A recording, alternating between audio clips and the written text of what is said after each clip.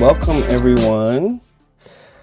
Oh, I turned the music down way lower than I thought I was going to. Welcome to episode 23 of Parkside Chat. I'm Brian. And I'm not Liz.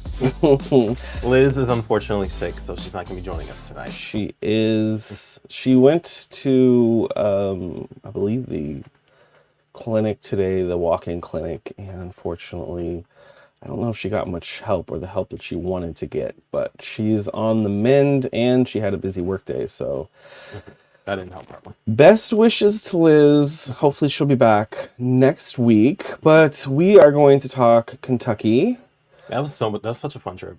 It was a great trip, and so we're gonna recap Kentucky, the long weekend that we had in Kentucky. It felt like more than a week because our itinerary was so full of things. There's a lot of driving. And a lot of driving. But a lot of pretty scenery as we were driving. So welcome in. Please say hello. Let us know that you're here. And we'll kick it off. So I had never been to Kentucky before, but TJ...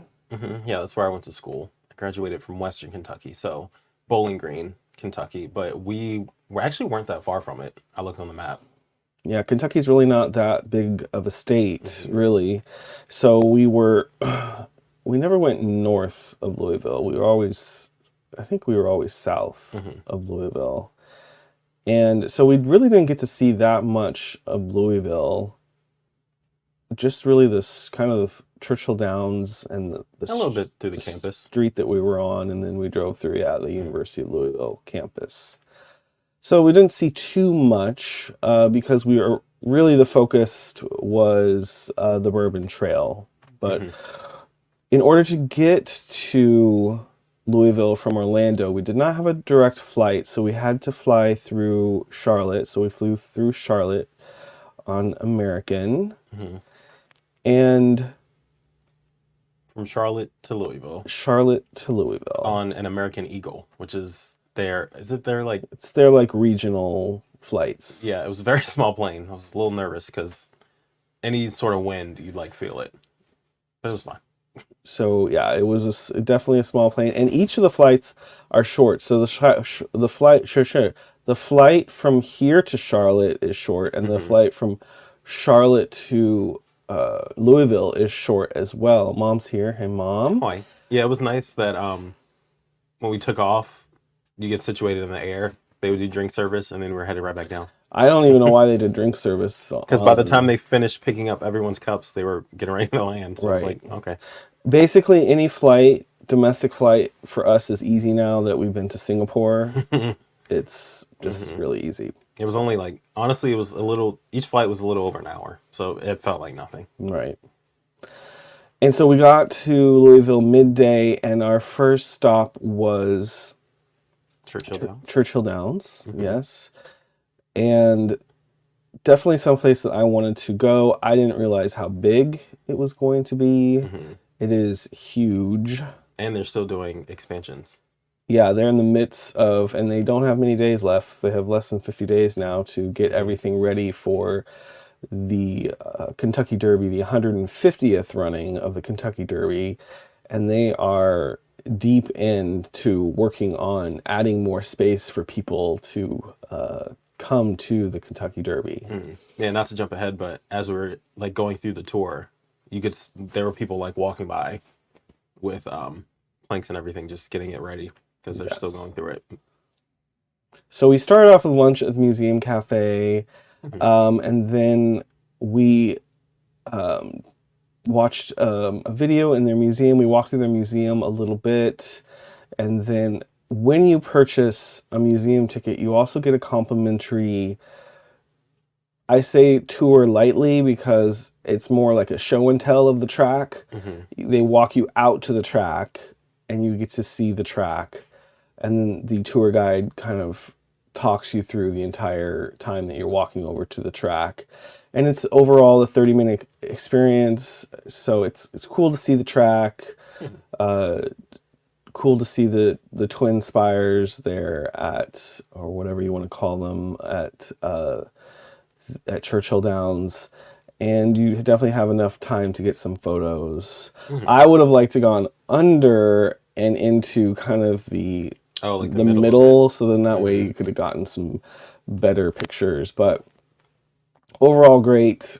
I do recommend going to Yeah, just see what it's like. I imagine the day of, it's so hectic and there's so much going on So because there was a ton of space for a lot of stuff to do. I do think I want to go at some point Mhm. to the Kentucky Derby. The tickets aren't that bad. The standing room tickets are like 200 something, so it's not horrible to go on Derby Day. You're gonna wear a huge church hat. Yes, You gotta dress for the occasion. Which yes. we might host a little Derby Day party We'll see. and watch it. We will see. We'll definitely watch it. If we don't have people Oh over, well, now yeah, we will you definitely will. definitely watch the Kentucky Derby. I don't know if I've ever watched the Kentucky Derby. I mean, I always am aware that it's about to happen. And our friend Chloe, she's done like content on her blog and her channels, like of decor for the Kentucky Derby. But I don't know if I've really ever sat and watched it. I don't think I've fully watched it, but in college, since we were in Kentucky, it was always a big thing. But it was just an excuse to have a party, Yeah. so it was just on in the background. Well, I didn't realize that the Kentucky Derby, it happens like late afternoon, early evening. And I always thought it was like a midday or early afternoon thing, but it's really not till 6 something in the evening. I don't know. I just thought it was a middle of the day event. All right, so then we headed. Oh, you know what? I have slides. Oh, I'm supposed to be showing and show and tell. telling. Do what they did. That's not the one I want. That's not the one I want. I think it's this one. Yes, there we go. So this is Churchill Downs, and see the two spires in the background. That is what kind of they're famous for in terms of the design. All the stands around that, I know it's kind of hard to see, but all those other stands that are really tall, those are newer and have been added in. And I forget the number. Was it like 100,000 people or something attend? Yeah, I forget. Some crazy number, and they're always trying to add more seating. I do imagine that it is very hectic on the day of. I've just seen like videos of just people aimlessly walking around and just like trying to figure out what to do. But yeah, it seems like it's a lot. It'd be fun. Yes. So then we headed over to check into our hotel immediately following. So we stayed at Hotel Genevieve, and this is in the Nulu district of Louisville. My favorite part was the bathroom of this hotel room. Yeah, I love the color scheme of it. It's a very kind of 70s vibe mixed with Art Deco, kind of the 70s, it's the orange for me, and kind of like the blue toilet seat. That's giving me kind of a 70s funky vibe. But this was a nice hotel, and really in the location it was, we could walk to a lot of things, like restaurants and shops. And ice cream. We did get ice cream. I will say that the shops are opened at obscure hours. It's a very sleepy town. Like, for Yeah. example, our first full day was Friday, and some of the shops didn't open until like 11 in the morning, Yeah. which is very odd. So I'm not sure. And then when I walked one night, we got kind of pizza late at night, and TJ stayed back in the hotel room. And as I was walking down, there was lively, like there was people out and about, but the shops were closed. And it wasn't like an ungodly hour. So I'm like wondering, so It was like 8 or something. when are these shops open? So, but it is in a nice area with, seems like lots of good restaurants. And the team at Hotel Genevieve was very nice. The thing that I liked about this hotel too is that in the hall they had a water dispenser, which I believe that all hotels now should have something like that next to the ice machine. There should be a filtered water system. It was, and it was so funny that on the tour at Churchill Downs that the tour guide, she mentioned Florida water and how bad it was, and so it was so nice to see that they had the dispenser right there and just get and it. that was the first stop that they talked about water, and we would hear about the Kentucky water for the rest of our trip because Kentucky water runs through limestone, I believe it is, which is the reason why bourbon is so good from the state of Kentucky. Yeah, it's one of the key ingredients. Correct. So we didn't stop hearing about water, that's for sure. All right, so this is just a shot of, this is across the street from a hotel. This is kind of the vibe of the area. It's kind of like, you know, an art district, kind of bohemian vibes with murals. There was a lot of murals actually all throughout Louisville. There was murals throughout the city. So I just threw this shot in here because I thought it was good. Oh, these shots are only pictures that I took. I didn't go and grab stills from videos. I just threw this together really quickly. So these just happen to be the stills that we took. This is, you'll want to stay tuned to our Instagram, our YouTube shorts, and our TikTok to see, or head over to my highlights and you'll see much more. But when I put this together, I literally just filtered to pictures and I just pulled pictures that I took. But I will say the vlog for this, part 1, will be out tomorrow morning. Oh yes, TJ's already edited it. That's something he focused on today. Yeah, so that'll be ready tomorrow. All right, so for dinner that day of arrival, we went to Lemieux. And of course, we started off with bourbon cocktails. We got a smoked old fashioned, and then I am not sure what the other cocktail was, but it was bourbon based, and I did really like it. And I just forget what it was called. You'll see there on the bottom left, those are Wagyu beef pigs in a blanket. So it's Wagyu hot dogs, and of course pigs in a blanket. And then it was laying on a bed of bacon. They called it bacon jam, but it's just bacon. It was bacon. It looked like bacon bits, pretty much. And then over to the right, you'll see our entrees. So TJ got a huge burger, which was Wagyu as well. And then I got a New York strip with a very loaded potato.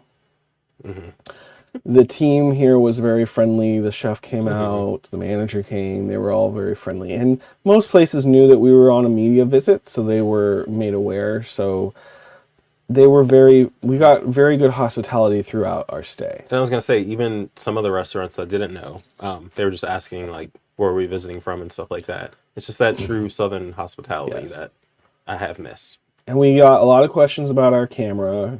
Because it was so tiny and I would just pull it out. If in case you don't know here, I'll let TJ show, but this is the camera that we use. So it's not even that, it's just this. It's a weird shape and people are always like, what is that? And so it's a conversation starter, the camera, for sure. All right. So the next morning, we went to Biscuit Belly. There are two things that were my favorite at Biscuit Belly. The biscuits were good, but my two favorite things were I think that was a pecan or a praline mocha. The one that's coffee, closer to the camera is mine. I don't remember what TJ got. I'm trying to remember, but yeah. They're pretty much one and the same. It was like more of a mocha or a traditional chocolate thing. And then my other favorite thing here was the cheese grits, which you'll see there's two scoops. Yeah, those were good. Those were really good. I mean, the biscuits were good, but like they also do other things well. Yeah, the cheese grits had like a nice texture to them. And we could have walked here from our hotel, but because we were getting on the road immediately following breakfast, we did drive over, but we could have easily walked from the hotel if we wanted to. So our first distillery was Jephthah Creed. This is woman-owned and family-owned, and of all three of the distilleries that we went to, this was the smallest, definitely. But it felt more like personal. Yes. So you got kind of up close to all the equipment. You're basically on the floor of the distillery here, which, we got pretty up close at. Some of the other ones. At All of them, actually, you get pretty close. I mean, You pretty much walk where the people that work there, or they walk at. one of them we stuck our fingers in to Which I was it. a little like, we'll get into it, We'll but cover that in a second. I wish I had a picture of there's a video. that, but there's going to be video. So, Jeptha Creed is right off the highway. It took, I don't know, 30 minutes to get here, if that, from Louisville, I think. No, it wasn't. Yeah. It wasn't that long. No. This day was a little bit rainy and drizzly. Yeah. So it wasn't horrible, horrible weather, but it was overcast and drizzly and kind of cold.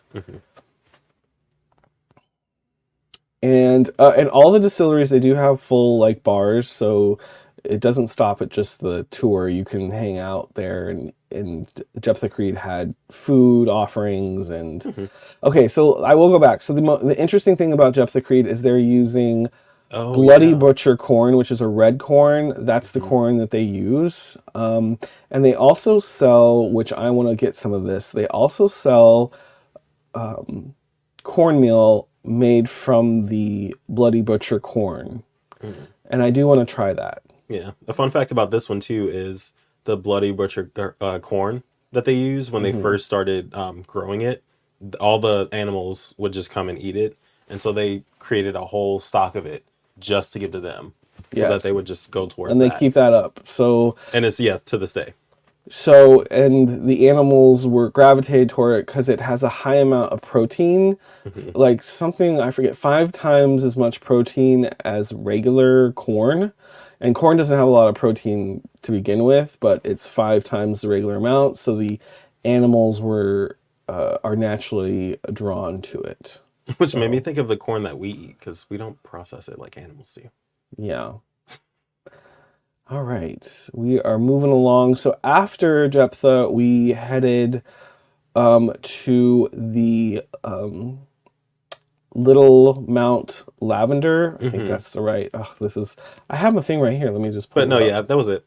Yes, Little Mount Lavender Company, and this is in Simpsonville, Kentucky. And so we had lunch here. It is, I would say, a cute, small, little lavender shop, but it's actually a pretty big lavender shop and a small cafe attached. And I think it's a bed and breakfast too, right? I don't think I feel like there was someone checking people in. I feel like that was upstairs. There was no upstairs. Okay, here. Maybe that we didn't see. But anyways, TJ is getting confused of the different locations. Anyways, talk about the food.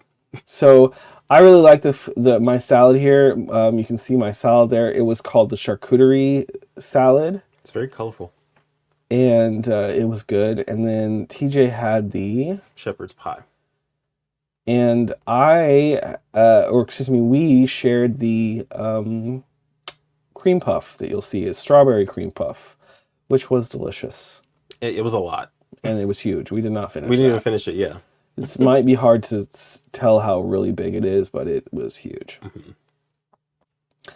And then you could buy, the lavender is grown in Kentucky, and you can buy lavender products there.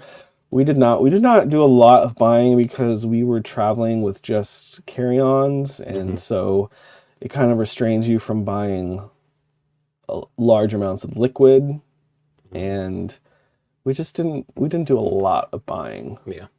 So, but this is a nice little stop, and there's lots of menu items in the cafe menu with lavender in it. And we had lavender lemonades too. Those are very good, yeah. Yeah. Moving along. So is this right? Yes. So our next stop was Udell Botanical Gardens. This was a very quick stop because it seemed to be even colder, and we were nervous leaving Little Mount Lavender.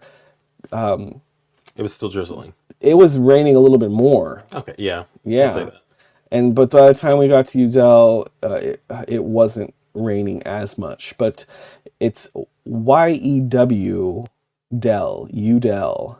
And this was very nice botanical gardens. It was still a little early to be going there.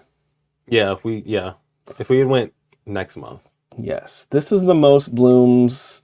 These type of flowers were really the ones that were in bloom. Some of Somewhere there, it was just like they were like in between. And because it had rained, They looked a little droopy. yeah, they were a little droopy. But still pretty. But overall, pretty spot. I would definitely go in the months of April and May. A lot of pretty walkways too. Yeah. Yes, a lot of pretty walkways. And from there, so we were there only for about 20 minutes. And then we continued on to Hermitage Farm. Let's see what a picture is. Oh, my first picture is of Bucky. Oh, he was so cute. So he is a... What was it? A hunter terrier? Yeah, she told me, and I looked it up because we were seriously contemplating. His temperament was he's 3 years old, and he belongs to the person who runs the shop, and I guess she brings him into work. And his temperament was so chill, though I will say that he was wearing a bark collar. Yeah, or it's either that or it's one of the invisible fences. The fences, in case he runs away. But it's an American Terrier. Yeah. Well, it's specifically hunter, right? Yes, terrier. American Hunter Terrier. His coloring was beautiful. I really loved. I'd never met this breed before, and if his coat would look like a little old man. If they're all that mellow, then I want one. Yeah, for people to be walking in and out constantly on tours, and for him to be that relaxed and that young, because he's only 3, and he wanted to make friends. See, that's the kind of dog that I want. I want a mellow dog that likes to make friends, but that is not going to be obsessive and like yes. So we loved Bucky. So she named him from the Marvel character Bucky.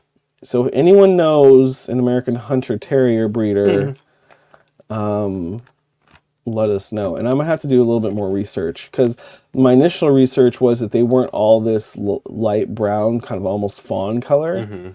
But we'll have video of him, I think. He's in there, yeah. Too. So you'll see more of Bucky in our videos. But he was a cutie. Yeah, I could have taken him. All right, so I didn't get a lot of still shots. So this carriage is from Gone with the Wind, which was pretty cool. And then this is a poster from original French poster of Gone with the Wind. And this carriage, he said it was Scarlett's carriage, but I would have to go back and review the film, because Scarlett didn't always have nice things. So I'm wondering where the placement of this is in the film. But the tour guide said it was Scarlett's, but I'm not sure. But it was in beautiful condition. And so our tasting, we were here first for a bourbon tasting. And our bourbon tasting happened in this room. Yeah, so this technically isn't a distillery. Correct. Yeah. So which we thought it was initially, but yes, it's more of a collective. We were telling everyone that we were going to 4 distilleries, and then when we got to Hermitage, I was like, oh, this is not, which was fine. Yeah. Hermitage is focused on showcasing others. Breeding horses. Yeah, that. And then showcasing other bourbons. Right. So this was in the old stud farm. And that's where our tasting took place. So we did meet 2 former race horses, thoroughbreds, and you'll see them in our video. Tomorrow's video, tomorrow's video. They were feisty. Yeah, they, like you said, they were a little stir crazy. Yeah, because it's like they were in their retirement. So when we came through, they were like, "Oh, people." Yeah, they even I looked over while we were tasting, and they were still watching. They were watching us, like, come back or let us out. So. Anyway, so then we went to Barn 8, which is on the Hermitage property. Somewhat right next door. Yeah. Yep, right next. Just walking a little path. Yeah, right next. It's all on the same farm. It's all Hermitage. So, TJ, you got the squid ink risotto, right? Yes. Which that's a whole lobster on top of that. Which was big, because it even went down into the risotto. It was a big lobster tail. And for the price it was, we commented on the price. The prices here were decent for, especially for TJ's. It was like $36 for this, and the pricing was really good. Whereas if you were to do that here, it'd be like 60. Yeah, for sure. It, it was a big lobster tail.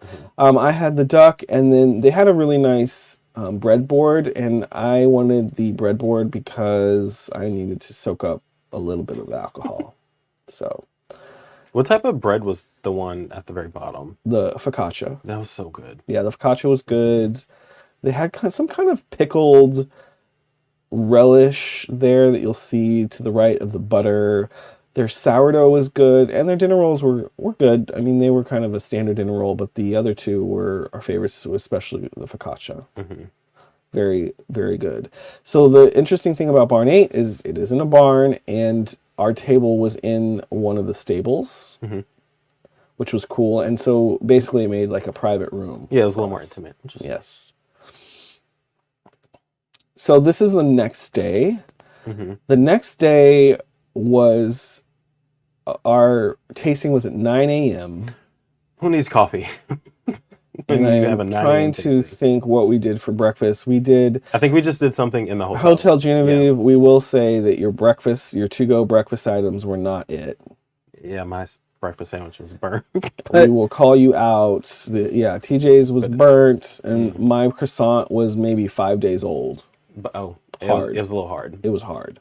But I was like, it was so early at the end of the day, I was like, it's food. So because we had to leave about an hour before, so we grabbed stuff from the grab and go at the hotel, and we just ate it in the car, and it was about an hour drive to Bardstown and the Bardstown Bourbon Company. And so before we started the next day, last night I looked over the itinerary just to kind of get in my mind of what we were going to do, and I looked up the address of where this was, and I put it in and just kind of mapped out our day. And I was getting a little frustrated because of how far away it was, but it's because I'm so used to the traffic here where it's just standstill and you don't go anywhere. But we woke up and there was literally no one on the road but us. Correct. So it felt like nothing. And the roads are sometimes a little bit more twisty and turny. It was very foggy driving in. It was very foggy, so I had to be careful and cautious. But yes, we are very. I think to the PR team who set this up with the state of Kentucky, I kind of looked over this day's schedule. And I was like, this seems like there's a lot of driving, and I think we have that reaction because of where we are in Central Florida and the traffic that we have specifically on I-4. So we're like, we're just like, I don't know, what would you call that? Traumatized from that. That was. Yeah. Which honestly, it wasn't that bad. No, it wasn't that bad. No, we were being dramatic, but not based on where we live being dramatic, because where we live, it's just horrible. So we got to, this was our tasting, our flight of tasting, and this tasting happened at the beginning of the tour. So I remember her going over, which she was very informative on Bardstown and their history. So basically they're newer, but they started off mixing from others before they created their own. And so because they had to wait for theirs to age before they could release it. Correct. So they just released their first one last year. And so this the lineup that you see here is kind of like the process of how it's made. And so the first one, it's called distillate. So this is when the alcohol is extracted from the... I'm trying to think of the word. I'm trying to think of the word too. But anyways, when the alcohol evaporates and then turns back into liquid, that's what this is, the distillate. And then it goes through some cleansing process. I'm sorry, we don't know all the terminology. It's a lot. They threw a lot at us, but we got to taste what it tastes like before it goes into the barrel. So that clear liquid on the left is what it is. It's basically moonshine before it goes into the barrel. And then the middle one is, I think it was like around 3 years old. So that color is what you get when you pull it out of the barrel after a certain amount of time. It's basically the coloring of the barrel. And then the final one is their Discovery series, which TJ was talking about how they would mix other bourbon companies' bourbons together. Which that one was so good. And so that was what number 10 was. Mm-hmm. And it was very good. And the longer, or the darker it is, the longer it's been in the barrel. Yes. Do you remember the ABCs? Yeah, because I was talking to Mom about today. So A is America, but North America. Mm-hmm. So basically, in order for it to be considered bourbon, it has to be the ABCs. So it has to be made in North America. Right. The B. And then the B is the barrel. It has to be burned barrel. Mm-hmm. And then C is it has to be 51% corn. Yes. Mm-hmm. Which is when I was talking to Mom today or yesterday, whenever I was talking. I think it was today. That's the one I forgot and had to look up. Corn. And yeah. So Bardstown was huge. It's much more modern, and I love that all of their buildings are just it's straight glass, so you can see straight into it. And Macy was our tour guide. Macy was a great tour guide. Mm-hmm. She was very passionate. All of our tour guides were very passionate, which was nice. Yeah, it was cool. A fun fact that when she started, she got a barrel, but she doesn't know where it is. Right. So she has a barrel assigned to her somewhere. Mm-hmm. So once they give it to her, then they'll let her know where it's at. But that's pretty cool. As of now, she has no idea where it is. We should buy a barrel or create our own barrel and then sell it. Yeah, I want to do that. Sell the bottles, but you think you have to have a. We'd have to go through. I think you have to have a license. We'd have to go through somebody who has a license. Yeah. Maybe we can collaborate with ABC Liquor. Let's do it. Because I think that's, the more that we did this, the more intrigued I was about it, and I definitely would want to do it for sure.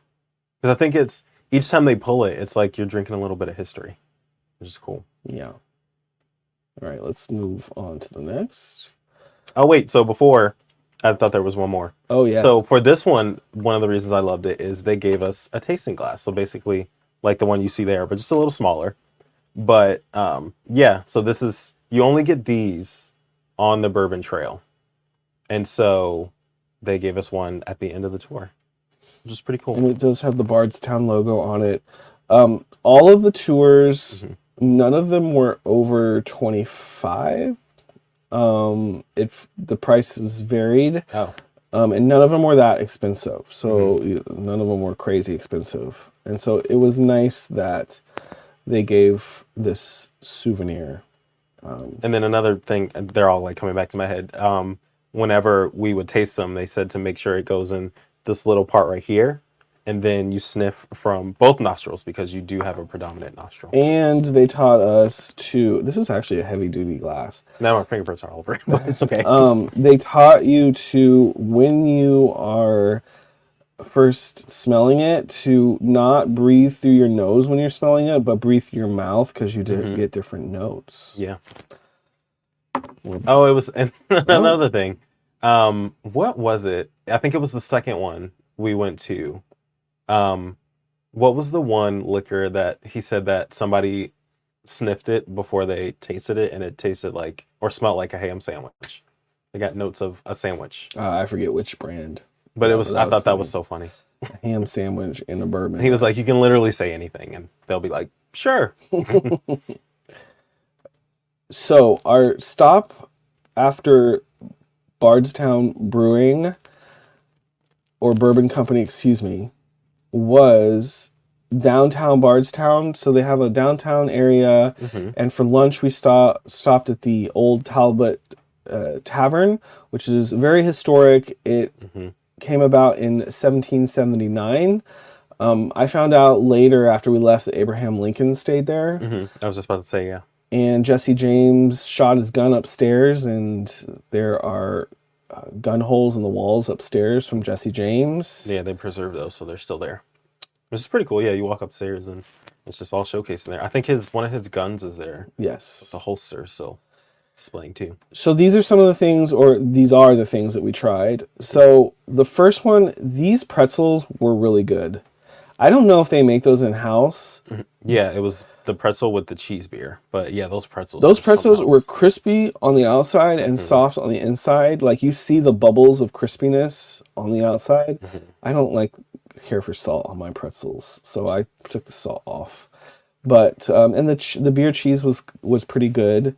And then I had my first. So I had a hot brown panini at Yeah. Churchill Downs or the Kentucky Derby Cafe, which actually was pretty good, and that was my first hot brown experience. And we'll get into hot brown a little bit more, but this was my second hot brown experience, and I will have to say, after having the original, this is a very mid. It was very mid. And we will talk about hot brown in a little bit. And then TJ had the shrimp and grits. So from there, I'm trying to make sure I didn't miss anything. Okay. Yeah, so from there, we drove a little bit further, and this is Maker's Mark. So this is the Star Hill Farms, which is where Maker's Mark is made. And I did share in my Instagram stories that this was my favorite stop for the entire trip. There's a lot of history here, and I love that there is, you know, a real, like just a really good story to Maker's Mark. And it's in such a pretty location, too. It's beautiful. It's beautiful. So imagine when all of the trees have leaves and everything. But it is a beautiful property. It is very much back in the country, like way back there, way back in the country, and it's totally worth the drive to it. And so I'm trying to think, like, I've already kind of explained in my stories, like, why I loved it so much. And I will say, though, that they do push a lot of people through these tours. Like, they have a tour, like, every 10 minutes. And each tour is, like, how many people would you say are? There was probably, like, 20 people in our tour. It's like 20 to 25 people, so it was a big group. And they do have a shop in here where you can buy...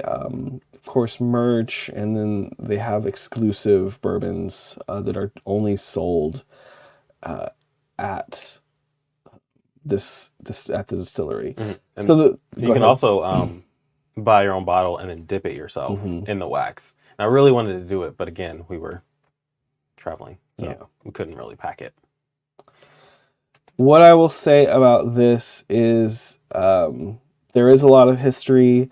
And I don't know, it was a really cool experience. I think one of my favorite things too at the end, we walked through the hallway. What's the name of the artist of the glass? Oh, Jahuli. Jahuli. Yeah, so did he specifically, or was it just someone that came and put those up? No, he installed it. Okay, so he installed it, and basically you walk through a set of barrels, and then on the ceiling, it's all of his artwork just along his blown glass. And it's so pretty.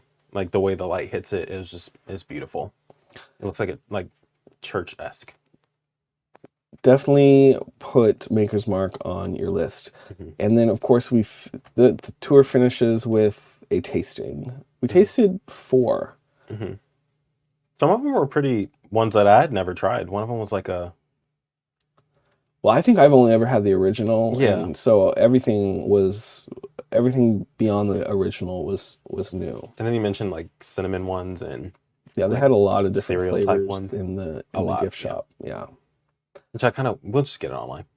So this part was really cool. They are still using the same label cutters as they used in when it first got started in the mid-century. These cutters are, I think it's from the 1930s, and he says that they only have to like sharpen the blades every 5 or 6 years. That's cool. But we did I need to pull these out so we keep them nice, but they're in my fanny pack still. I put them in hopefully a safe space in the fanny pack. So everyone got one of these. They spell whiskey without an E, which I hadn't noticed either, but this is the Scottish spelling of whiskey. So when you get a Scotch, the whiskey is spelled like that on your Scotch. And because they had Scottish heritage, they kept the E out of whiskey.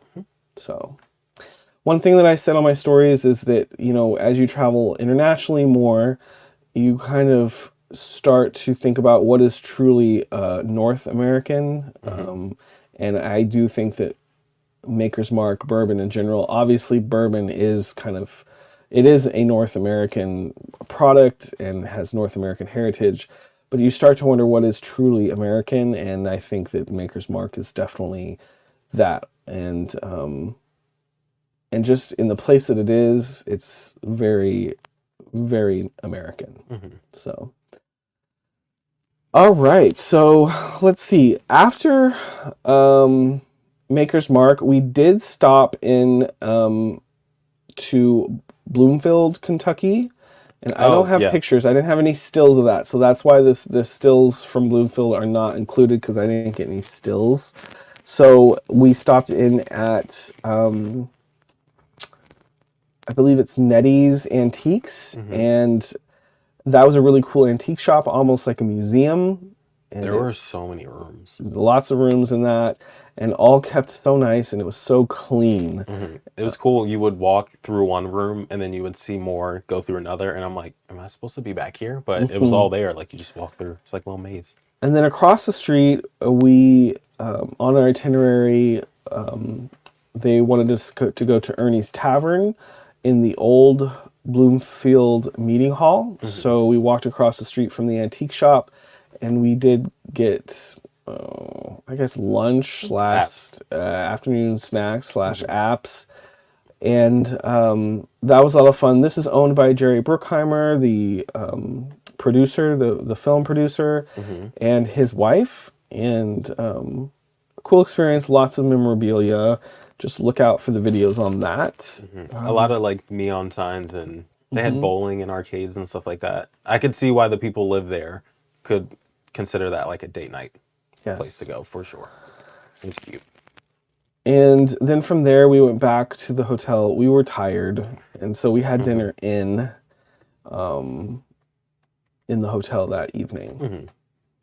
And then the next day would be our departure day, and we were scheduled to have brunch at the Brown Hotel, which is a historic hotel in downtown Louisville. And this is where the hot brown sandwich was invented, which is why I kind of saved talking about it until now. But we had brunch here at the restaurant down on the first floor.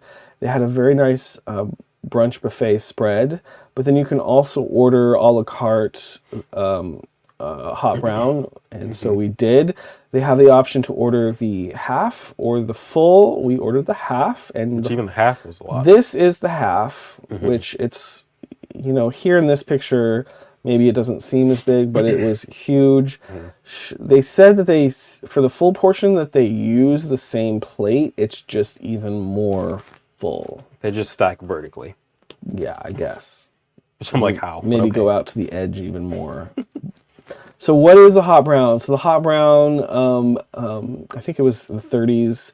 The chef at the time at the hotel was looking for a meal to serve late night. They used to have dances in the Crystal Ballroom on the 3rd floor of the hotel. And when people got tired, too drunk, needed food, they would, I don't know, did they get that drunk back then? Wasn't the prohibition? I don't know. Yeah. And so he developed this, and so it is toast on the bottom, and then it is turkey. It is a Mornay sauce, which is kind of like it's like a cheese sauce basically, and then served with bacon, tomato, and then Parmesan cheese on top. This hot brown was very good. Delicious. I am going to probably, if we do have the people over for Kentucky Derby, I will make something like this. I think I would do it more like a casserole style. Yeah, for serving. In a casserole dish for serving, so that people just get a spoonful of it. Pretty easy. Pretty affordable dish too. At the time it was made during the holidays. Turkey was harder to come by. But it was shortly after Thanksgiving that he came up with this. And then I don't know, I guess they had to keep turkey in supply at the hotel. But the original was very good, much better than the one that I had earlier in the trip. This was very good. They kind of broil it, and so it gets the cheese sauce gets a little bit brown, but it is definitely comfort food. So that was our trip, because after that we headed to the airport to return the rental car, and we headed back. It was packed, a packed trip of things, but it was a great trip. The driving through the countryside was one of my favorite parts. It was fun, yeah. Because we don't get that. You know, obviously in Florida, everything is flat and swamp and, you know, very much tropical landscape and climate. So being in Kentucky, yeah, it was a nice change of scenery, and it was kind of like almost you were in a movie with all the picturesque rolling hills, and, you know, the grass was green. And, you know, there was a lot of trees and flowers in bloom along our routes. So I definitely say we're going to go back for sure. But I think this time what we're going to do is rent a party bus and just do the Bourbon Trail again. So the culture of the tourism culture there, a lot of people, there's businesses created with kind of party bus style vehicles, where you can go as a group together around to the different distilleries, so you're not driving. So we saw them around our area of our hotel. So I'm guessing that they were, of course, picking up people in Louisville, and they were taking them throughout the Bourbon Trail. Which even after, we got a lot of suggestions from you guys on different ones to go to. There's so many distilleries, and you know, everyone has you know, a favorite. So we've definitely had some input on that, but there's a lot that we haven't seen, because we really only saw 3, and just Bardstown alone has 11. And Bardstown is considered the bourbon capital, because I guess it probably has the most, in terms of its city limits, it has the most. So that's our trip. Do you have anything else? No, I definitely want to do that again. It was fun. We're gonna probably plan like a friends trip and just do that again, because that was so fun. And it's not a quick trip, but it's doable as far as like the flights and stuff. It's not like a long one, like we mentioned earlier. It's not Singapore. Yes. So anything under that, I'm down for. If you guys have questions, put them in the comments. We'll answer them live here if it's in the next few minutes. But if it's not live, then we will respond to any questions post once this is published live on YouTube. And also, we want to say thank you to all the new Patreon subscribers. Yes, thank you to our Patreon subscribers. Oh, I just posted today, actually I just posted all of these pictures in our Patreon, so they got the first look at them. And we are doing a giveaway on our Patreon as well, so make sure you check out our Patreon. I'm going to pull the link right now for you. We're doing a giveaway. We talked about our giveaway last week. And I'm throwing, oh gosh, that's a long leap. Give me a second here. I'm going to shorten it. There we go. But in the giveaway, it's a lot of, you know, Disney Forward merch and things like that. So it's super exciting. So go check out that. Patreon members automatically get entered if you're a paying member to our Patreon. But anyone can enter, not just Patreon members. So if you are not a member of our Patreon and want to enter the giveaway, you can. Just scroll down the page a little bit to find the giveaway message, and you'll see a picture of the giveaway. There is Mickey Ears mini hat, 2024 calendar, and some other nice things, plus a $25 Disney gift card. So go check that out on our Patreon and join our Patreon. We are being more active on there. We have a behind the scenes video of us really TJ tasting a new dish from Flower and Garden at Epcot. It's uncut video. So what we're doing on Patreon is we're showing you some uncut things that we normally wouldn't post to the public because, you know, normally what we do is edited. So we are sharing that kind of stuff on our Patreon. So go over and join our Patreon. And next week we will be back. Don't have a topic yet, but we will figure that out between now and then. I hope everyone has a great week. And we will see you guys next time. All right. Bye, guys. Bye. Oh, and thank you to the state of Kentucky for having us out to Kentucky. We appreciate you. I probably should have said that up at the top. This visit to Kentucky was part of a paid media visit. Yes. So we want to be transparent with that. And thank you so much to the state of Kentucky and everyone involved with putting together our itinerary. Yes, thank you. All right. We'll see you guys next time. Bye. Bye.